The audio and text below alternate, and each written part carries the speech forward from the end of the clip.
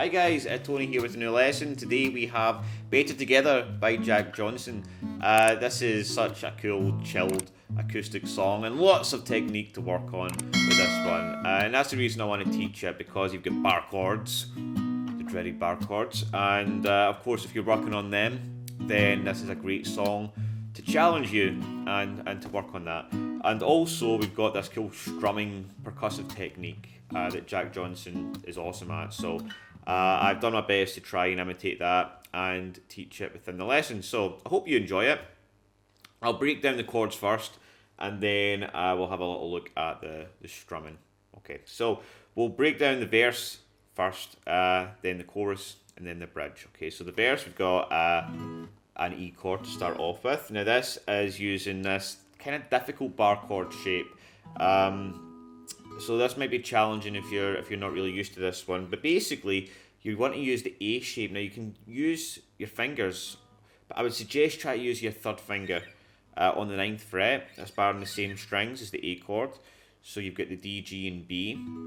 Okay, and then you're barring the 7th fret. Okay. Now, we're really not going to be using the high E string for this anyway, so don't worry if you're not getting the high E ringing out. If you're getting a bit of, if you're muting that a little bit, that's absolutely fine for now. Okay, so that's the first shape. Now, practice this shape because we're going to use it again. So we do this, we've got the E, and then all we've got to do is we've got to move our first finger back to the 6th fret. Alright, and keep this same shape. Okay. Then we're going to go to a C sharp minor, and that's using the A minor shape. So if you can imagine, you've got an A minor here, but don't start with your first finger, start with your middle finger, and then move it along to the 5th and 6th fret, and then bar the 4th fret, okay, from the A string.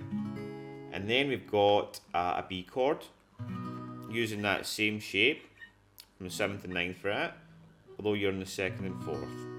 Okay, so we've got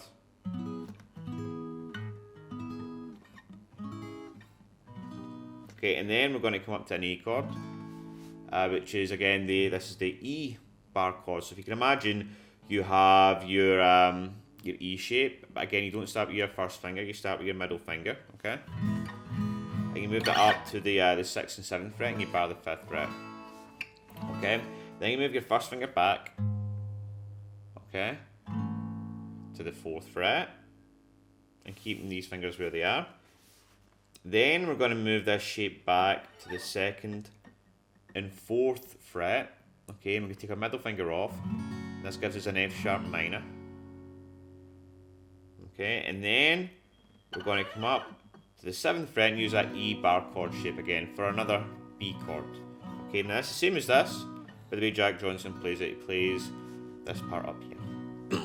Okay, so that's the verse. Now the strumming, Jack Johnson does a thing when he gets his thumb and his finger up like this, right? Which is cool, you can do that. I tend to I think I can get the strings, it's a bit louder for recording anyway, and it sounds pretty much the same. What I do is I pinch the G and the B string. Okay, so you can try what way works for you, or what way works best for you, sorry. Okay, so basically I've got my index finger under the G and my middle finger under the B, and we get the bass note with the thumb. Alright. Okay, and then we get the slap. Now all that is,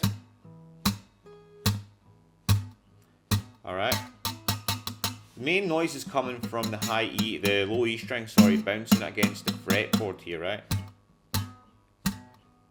But the other strings are also hitting against the fretboard, okay? So on the middle of the guitar, what you want to do is you want to bring your hand back into that shape again, alright? Where you've got your thumb and your fingers in place on the strings, but also slap the guitar at the same time. You need to have this kind of trigger effect, whoosh, or a whip, whoosh, alright? Yeah, whip your guitar. That's exactly what you do. Alright? Now this might take a wee while to get, but like everything else with guitar, one day you wake up and you can magically do it. That's just the way it happens. So just keep on persistent and you'll get it. So we've got this.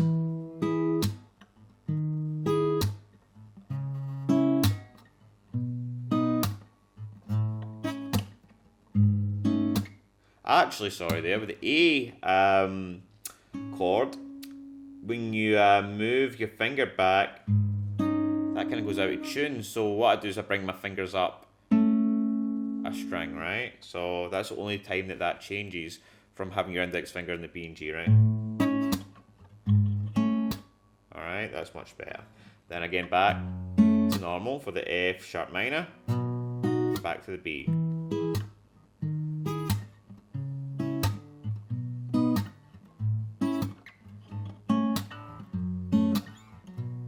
Now remember, it's a really slow song as well. It doesn't go fast. I sometimes actually play it a bit too fast, but it's really at a really slow pace. So anyway, that's the verse. Moving on to the chorus, we have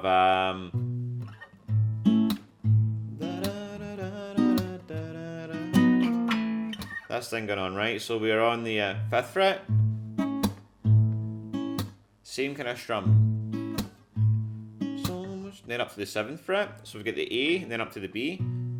Together. And then after the second pinch, strum, and then slide to the 6th fret using the same shape, and then to the 7th fret. So much better me together.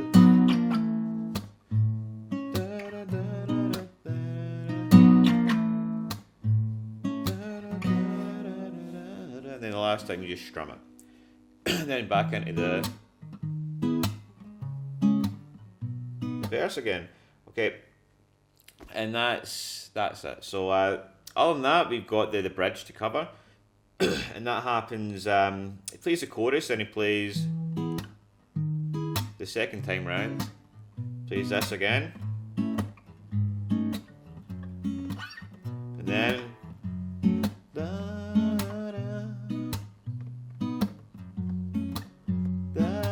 I don't know all the words, alright, but basically what we're doing here, we've got an F sharp minor, just keeping that strum going, and then into the B in the 2nd fret.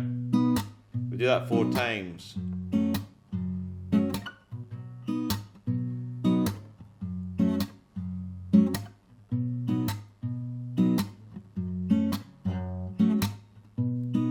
And then the chorus again.